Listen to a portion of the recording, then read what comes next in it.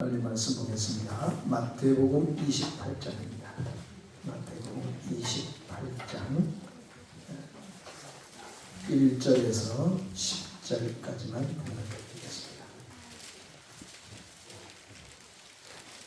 마태복음 28장입니다. 신약성경 첫 번째 마태복음입니다. 28장 1절에서 10절까지 제가 봉독해 드리겠습니다.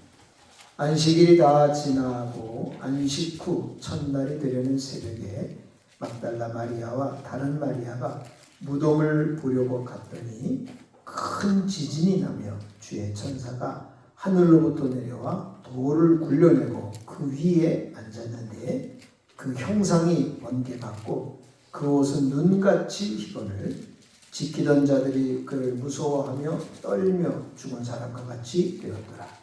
천사가 여자들에게 말하여 이르되 너희는 무서워하지 말라. 십자가에 못 박이신 예수를 너희가 찾는 줄을 내가 아노라. 그가 여기 계시지 않고 그가 말씀하시던 대로 살아나셨느니라. 와서 그가 누우셨던 곳을 보라. 또 빨리 가서 그의 제자들에게 이르되 그가 죽은 자 가운데서 살아나셨고 너희보다 먼저 갈릴리로 가시나니 거기서 너희가 배우리라 하라.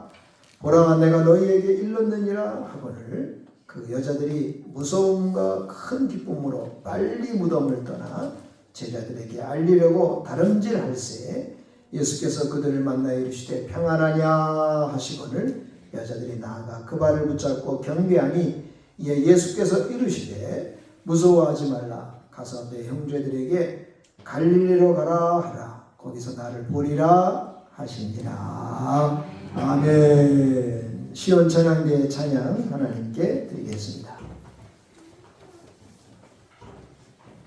예수님께서 부활하신 날입니다. 우리는 이 부활이 하신 이 날은 주일인데 주일 아침에 우리가 하나님께 영광을 돌리고 교회가 이제 오순절 이후에 태동하면서 이 부활절을 주일로 예배로 그날을 드리는 그런 귀한 역사적인 환경이 생긴 것입니다. 마태는 누가와 함께 이 사복음서 가운데 십자가와 부활 이 사건을 아주 많은 내용으로 기록을 했습니다. 특별히 마태복음에는 26장의 성만찬서부터 시작해서 27장 십자가 사건, 28장 부활 사건을 이렇게 기록을 하면서 이 26, 27, 28 이 세 장이 모두 161절로 기록이 되어 있어요. 대단히 많은 내용을 기록을 한 것입니다. 그리고 마태는 특별히 예수님의 부활에 대해서 많이 이렇게 표현하고 싶었던 것 같습니다. 그 마음속에 열정과 그런 감동이 있었던 것 같아요. 그래서 마태는 마가복음도 누가복음도 요한복음도 이 부활의 내용을 다 기록을 했는데 마태만 유독히 아주 특별하게 5가지 내용을 기록을 하고 있어요. 다른 복음서하고는 좀 다른 내용이죠. 마태가 좀 더 자세히 그리고 그 부분에 대해서 더 분명하게 그런 표현과 또 그런 마태의 설교라고 할까요? 그렇게 이제 부활 설교를 한 거예요. 5가지 내용이 뭐냐면 첫 번째가 천지진동한 사건이에요. 물론 다른 복음서도 내용을 기록을 했지만 마태와 같이 기록을 하진 않았어요. 같은 사건임에도 불구하고 그 보는 이의 각도가 좀 다른 거였죠. 마태는 다르게 보았던 것 같아요. 그리고 두 번째는 무덤에서 승리하는 죽음 사망 권세에서 승리하시는 그 승리의 주님의 모습을 보여주고 있습니다.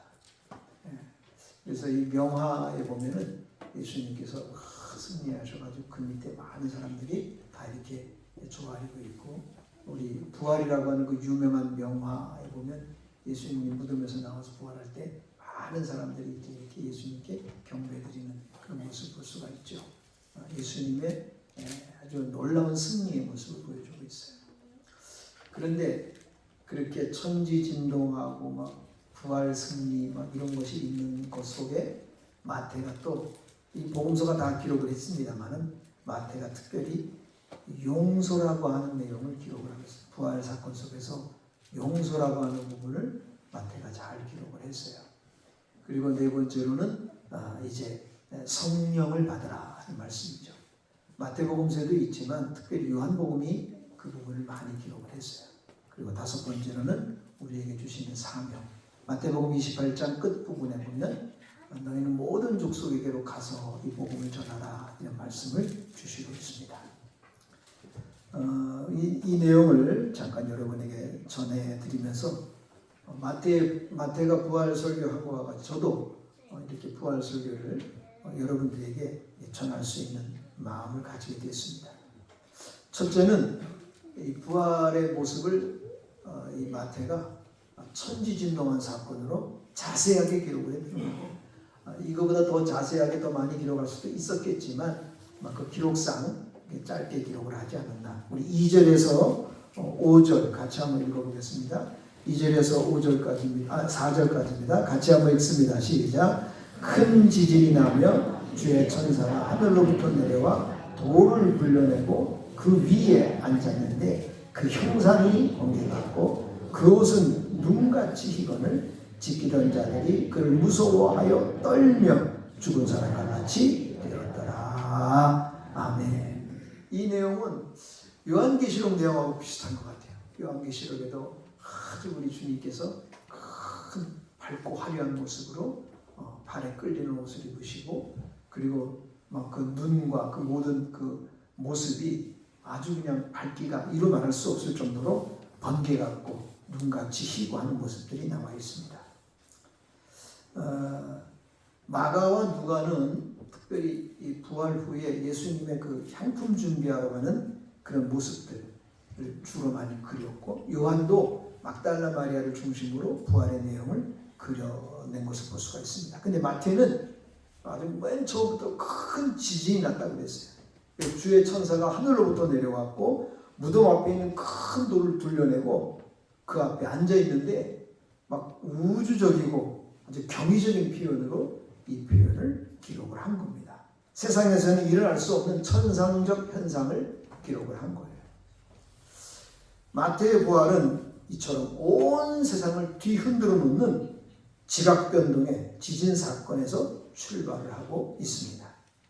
예수님의 십자가 사건에서도 여러분들 그 십자가에서 통해서 예수님 십자가 달려 돌아가실 때 천둥 번개가 치고 무덤들이 터졌잖아요.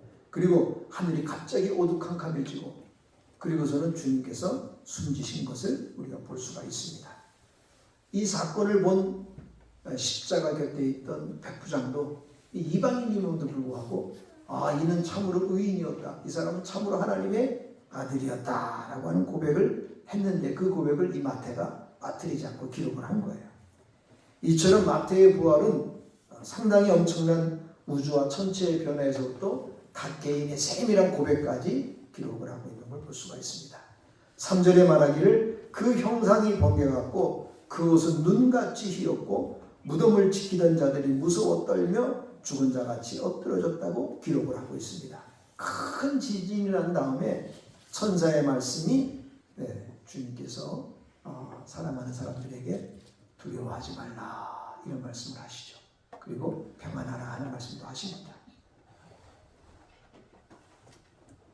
큰 지진과 다르게 이런 새로운 평화와 안전을 우리에게 맡겨주신 것입니다. 우리가 이 마태가 기록한 이 천체적인 이 우주적인 사건을 보면서 이걸 어떻게 설명할 수 있을까? 이게 부활의 의미 속에서 무슨 의미를 우리에게 전해주고 있는 것일까? 다른 복음서는 좀 다르게 좀 조용하게 이렇게 굉장히 참 차분하면서도 경이롭고 그리고 놀라우면서도 어쨌든 간에 굉장히 좀 이렇게 그 안에서 막 의심도 나고 이게 뭔가 확신이 부족하고 막 이런 여러 가지 많은 심리적인 묘사를 기록했다면 이 마태는 무조건 그냥 놀라운 하나님의 역사를 이런 큰 천체적인 우주적인 아주 놀라운 역사를 표현으로 기록을 한 거예요. 어떤 이가 이렇게 말을 했습니다. 부활은 설명할 수 있는 것이 아니다. 부활은 설명할 수 있는 게 아니고 도리어 그 부활이 우리 인생을 설명한다 그랬습니다. 이건 굉장히 놀라운 일입니다. 여러분, 더 놀라운 건 뭐냐면요, 여러분들이 이 동네에 살고 있잖아요. 이 땅에 살고 있잖아요. 이 땅에 살고 있는데요, 약 90% 정도의 사람들이 하나님을 안 믿어요. 부활을 알지도 못해요. 그리고 살아가고 있다고요. 그 중에 여러분들은 예수님의 부활에 찬양하고 경배하고, 오늘도 새벽에도 막 나와서 우리 찬양대가 서고 그랬어요. 새벽에도 얼마나 은혜가 되는지 몰라요. 이 부활의 은혜가 얼마나 우리 마음 가운데 고동치고 은혜가 되고 감사가 되고, 우리에게 산 소망이 되고, 죽음 권세 사망 권세 이기시고 우리 인생에 있어서 참된 행복과 소망을 이 부활이 줄 수 있다는 걸 우리가 믿고 하나님 앞에 오늘도 나와서 예배를 드리고 있는 것입니다. 많은 사람들은 아직도 하나님을 알지도 못하고 예배도 드리지 아니하지만 부활도 모르고 복음도 모르고 살고 있는 게 놀라지 않습니까, 여러분들? 대단히 놀라운 일이고, 이건 설명할 수 없는 일이에요. 어떻게 그들에게 무슨 말을 해야 하나님께서 능력의 말씀을 그들에게 주지 않으면 그들은 부활에 접근할 수도 없고 교회에 올 수도 없습니다. 하나님께서 놀라운 기적 같은 역사를 그들의 심령 속에 부어주셔야 저들이 내가 예수 믿습니다, 천부의 의지 없어서 손 들고 옵니다, 내 주 하나님 앞에 엎드려 경배하오니 예배를 받으시옵소서라고 하는 고백을 할 수가 있는 것입니다. 여러분들을 이끄는 건 사람의 말로 이끌어지는 게 아니에요. 여러분들 무슨 맛있는 음식으로 이끌어지는 게 아니고 좋은 선물 하나 주었다고 이끌어지는 거 아니에요. 여러분들, 저와 여러분들이 어떤 사람들인데 그런 말 한마디에, 무슨 선물 하나에, 무슨 일 하나에 여러분의 마음이 움직이고 내 인생관과 우주관과 가치관과 이런 것이 전부 다 바뀔 수가 있나요? 하나님의 어마어마한 역사가 없이는요, 아버지 앞에 올 수가 없는 것입니다. 주님께서 여러분을 부르신 건요, 기적입니다. 기적. 그래서 서가 이 마태가 이걸 전체적으로 표현을 한 거예요. 지진이 나고 하늘의 천사가 내려오고 돌이 막 굴려지고, 이건 표현할 수 없는, 이 지상에서는 일어날 수 없는 어마어마한 사건으로 이 부활을 표현을 한 것입니다. 이곳에 생명과 부활과 환희와 평화가 있는 것입니다. 두 번째, 이 마태가 표현하고자 했던 것은 승리입니다. 승리. 아마 이 천사가 누구일까라고 어떤 이가 말을 했어요. 어떤 사람은 이 사실을 마리아에게 알려준 천사 가브리엘이 아니었겠느냐. 예수님한테 이 땅에 태어날 때 마리아에게 알려준 가브리엘 천사가 아마 이때도 나타나서 이 바위문을 열고 예수님의 이 부활의 역사를 우리들에게 알려준 것이 아니냐라고 하는 것입니다. 예수님이 이 땅에 태어난다고 알려준 이 천사의 소리는 생명의 권능을 표현했다면, 이 부활 소식 때 우리에게 알려준 이 천사의 소식은 승리의 권능의 소식을 우리에게 알려준 것이 아닌가 생각합니다. 생명을 가진 우리들에게 반드시 승리할 것을 우리에게 알려주는 하나님의 뜻이 여기에 있다는 것입니다. 우리가 신앙생활 하면서요, 감사하고 기쁘고 은혜 받고 그 다음에 또 평안하고 기쁨이 있고 축복이 있어요. 그러나 언제나 그런 것만은 아닙니다. 우리에게 많은 부침이 있습니다. 오르락 내리락 하기도 하고, 어떤 때는 좋았다가도 나쁘기도 하고, 기쁘다가도 슬프기도 하고, 어떤 때는 이별도 있고, 또 질병으로 인해서 얼마나 고통이 있습니까? 고난, 어려움, 깨진 관계, 그리고 죽음의 단절, 괴로움, 외로움, 이런 것들이 우리 마음속에 얼마나 많은지 몰라요. 특별히 나이가 많은 성도들에게는 고독감이라는 것도 있습니다. 이거는 우리가 인생을 살아가면서 어쩔 수가 없는 일이긴 하지만, 그러나 우리가 이 모든 것에서 낙심하고 좌절하고 절망하고 뭐 할 수 없지 이런 것이 아니라는 거예요. 여러분의 인생은요, 승리할 수밖에 없습니다. 왜냐하면 주님께서 승리하셨기 때문에 저와 여러분은, 예수를 믿는 우리들은 승리할 수밖에 없는 거예요. 승리한다고 해서 남을 정복한다는 게 아니고, 남을 정복한다는 게 아니고 정복은 하죠. 죄와 사망, 이건 우리가 정복할 수 있는 거예요. 주님이 하셨기 때문에 우리가 할 수 있는 겁니다. 그러나 우리에게 있는 많은 어려운 문제들이 있어요. 상한관계, 깨진 관계, 고통이 있고 질병이 있고 어려운 문제가 풀리지 않는 문제들로 인해서 속상할 수 있어요. 그러나 우리는 반드시 승리합니다. 주님께서 우리에게 승리를 주셨어요. 세상을 이긴 이것은 이것이니 곧 너희의 믿음이라고 말씀을 했습니다. 우리가 믿음으로 승리할 줄 믿습니다. 우리에게 삶이 환경이 힘들고 어렵더라도 낙심할 필요 없어요. 사실 힘들죠. 힘들지만 낙심할 필요 없습니다. 오늘 새벽에도 제가 우리 새벽에 나온 성도들에게 말씀을 했습니다. 예수님의 부활 때 이 부활에 대해서 진정한 모습을 잘 모르니까 한 여인이 울고 있었어요. 슬퍼서. 그 여인이 막달라 마리아예요. 예수님, 나의 예수님, 내가 사랑하는 예수님 어디 갔나요? 부활의 예수님을 모르니까 예수님에 대해서 슬프고 괴로운 거예요. 더군다나 시체가 없는 거예요. 얼마나 마음이 괴로워요. 내가 사모하는 사람인데. 그런데 그 슬픔의 여인을 주님이 찾아와서 만나주십니다. 놀라운 건요, 그 여인에게 예수님이 마리아야 불렀는데도 모르는 거예요. 어떻게 모를 수 있을까? 불과 며칠 전의 일인데, 그리고 자기 눈으로 다 보았는데 피 흘리고 고통당하고 힘들어하고, 그렇게 주님께 그런 그 고통의 모습, 아름다운 모습도 있었지만 그 고통의 모습을 다 보아왔는데 마리아는 지금 거리에서 예수님을 섬겼거든요. 어떻게 모를 수 있을까? 요한복음도 그걸 우리에게 증명해주고 있는 겁니다. 주님이 우리에게 보여주시지 않으면 아무도 볼 수 없습니다.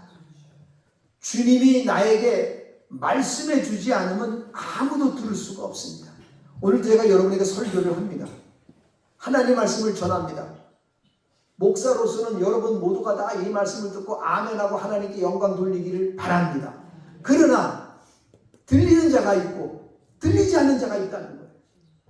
하나님께서 여러분의 마음을 움직이시고 이 말씀이 들리도록 역사해 주셔야 됩니다. 그래야 여러분이 이 말씀이 들림이 맞는 거예요. 그래서 말씀에 감사하고 우리 주님이 상황권세에 계시고 부활 승리하셨구나. 이 말씀이 나에게 젖어 들어와야 되는 거예요.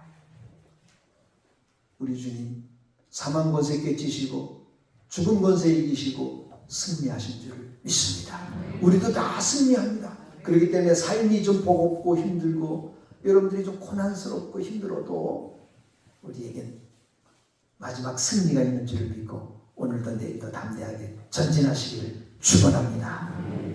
세 번째, 마태가 부활 설교 속에서 강조하고자 했던 건 뭐냐면 너무너무 놀라운 한 가지 사건이 있었습니다. 그건 용서라고 하는 겁니다.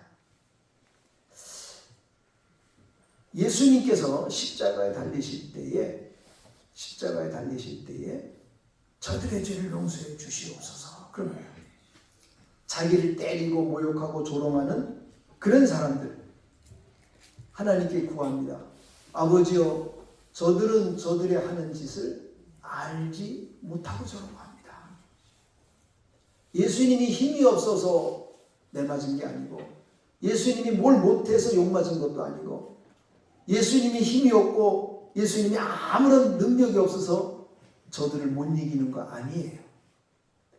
우리의 구원을 위해서 주님께서 십자가의 길을 자원해서 걸어가신 것입니다. 그런데 그걸 모르는 사람들은 예수님한테 비난을 퍼붓고 욕을 퍼붓고 조롱과 멸시가 계속됐습니다.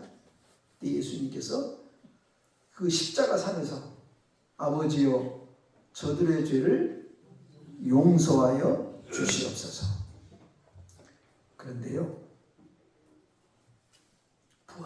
예수님께서 부활하셨습니다. 부활하셨어요.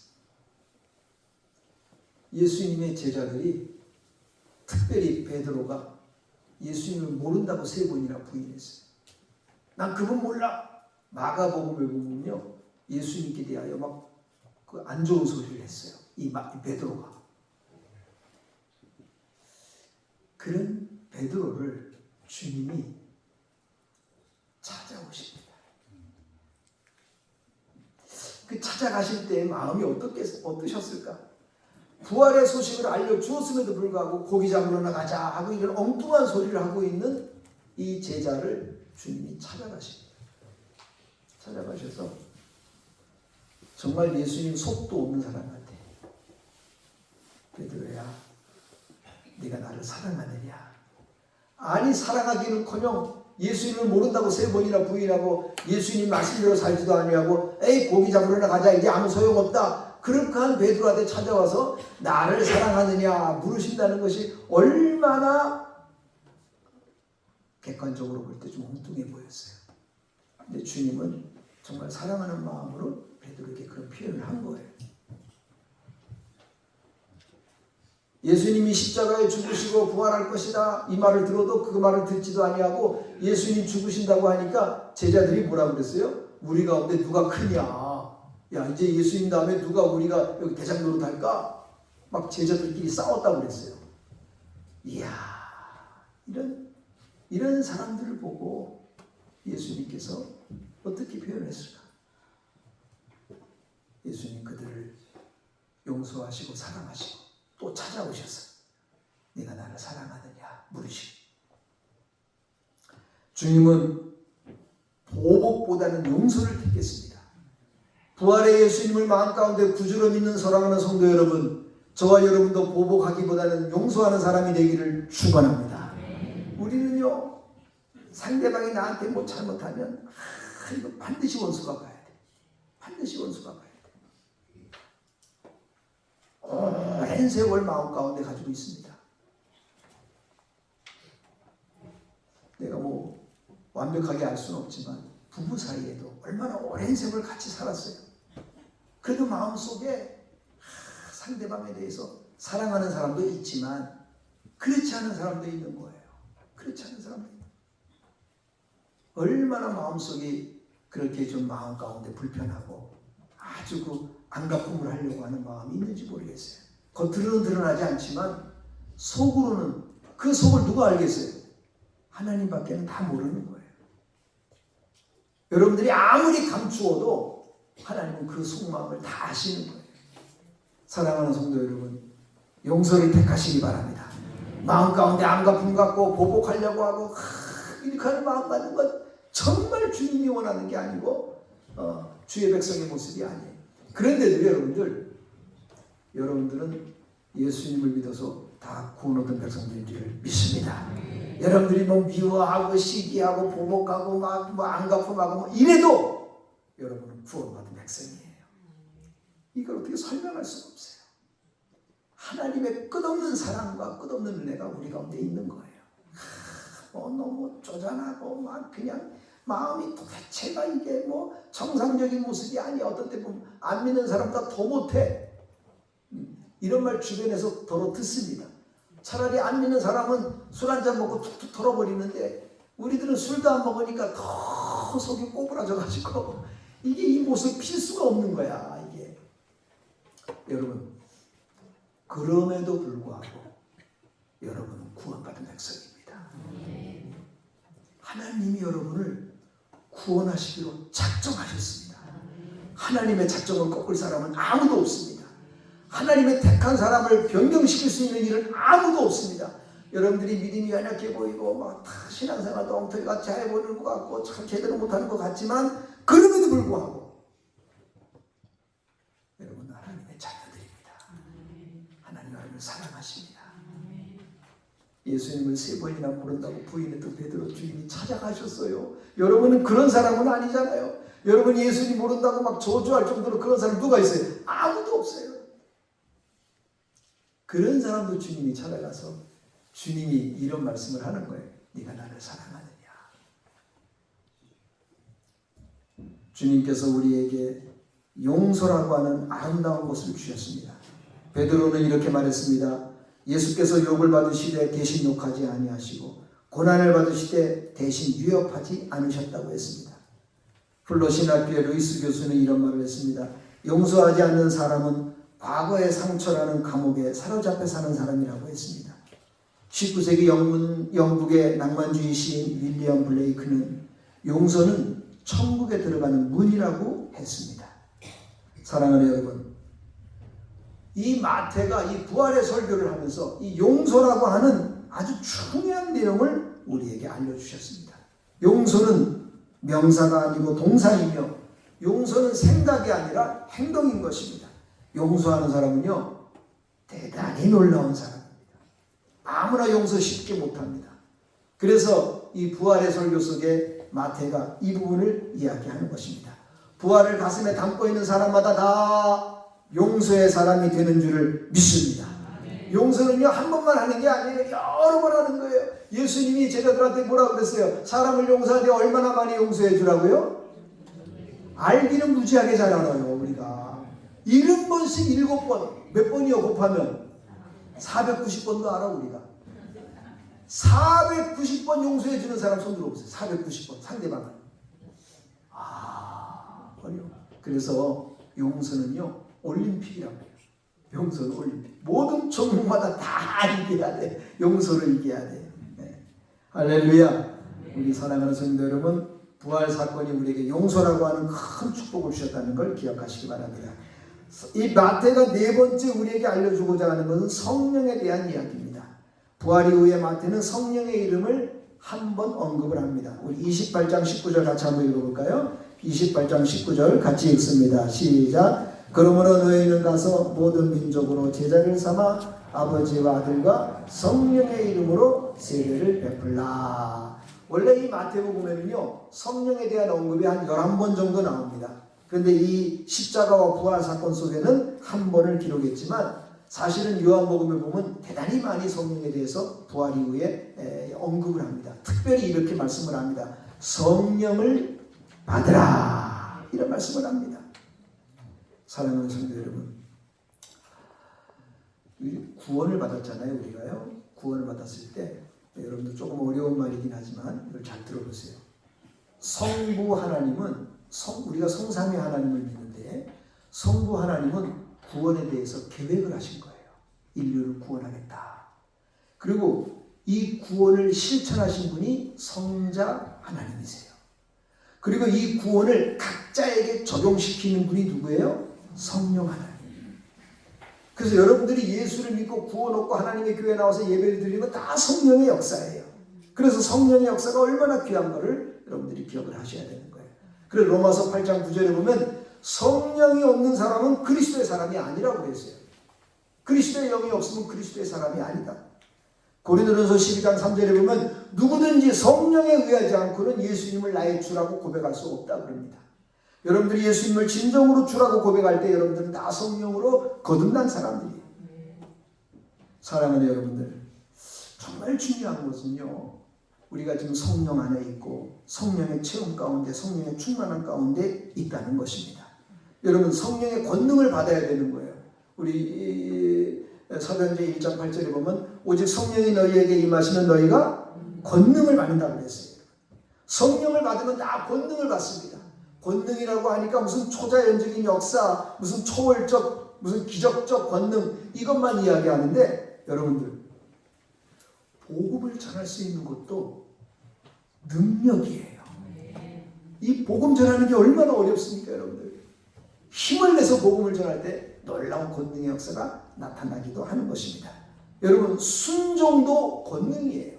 이야, 순종 쉽게 하지 못합니다.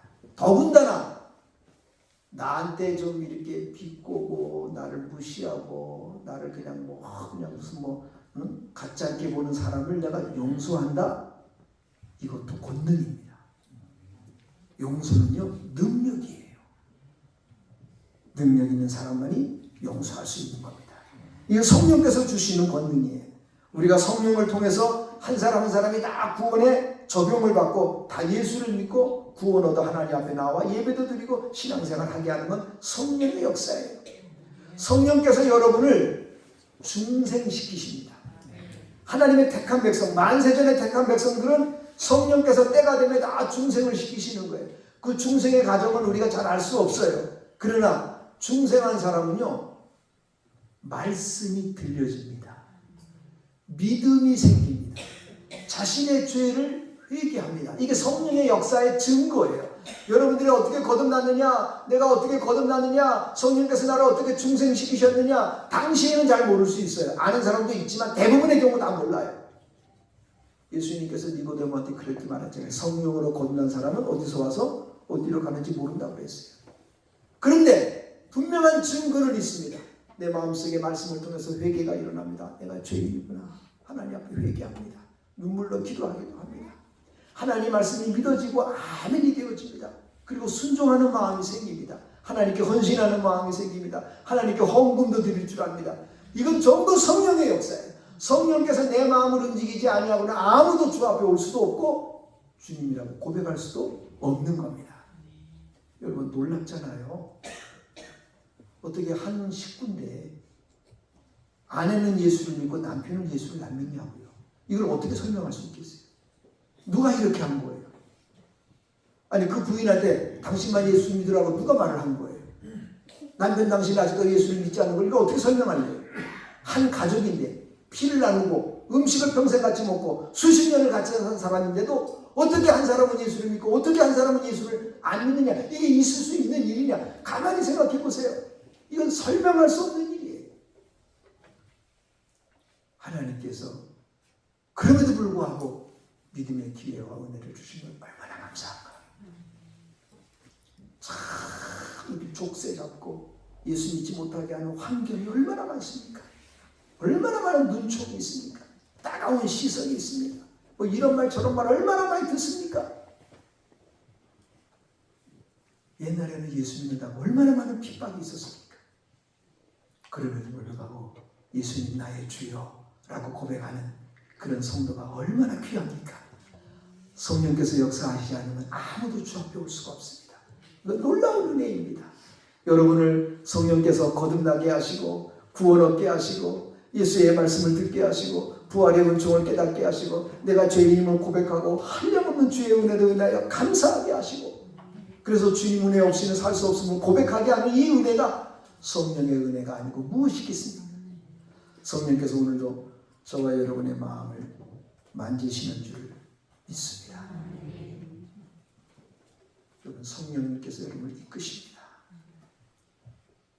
하나님의 은혜로 인해서 구원의 은총에 감사하고 말씀을 따라 사는 저와 여러분 되기를 축원합니다.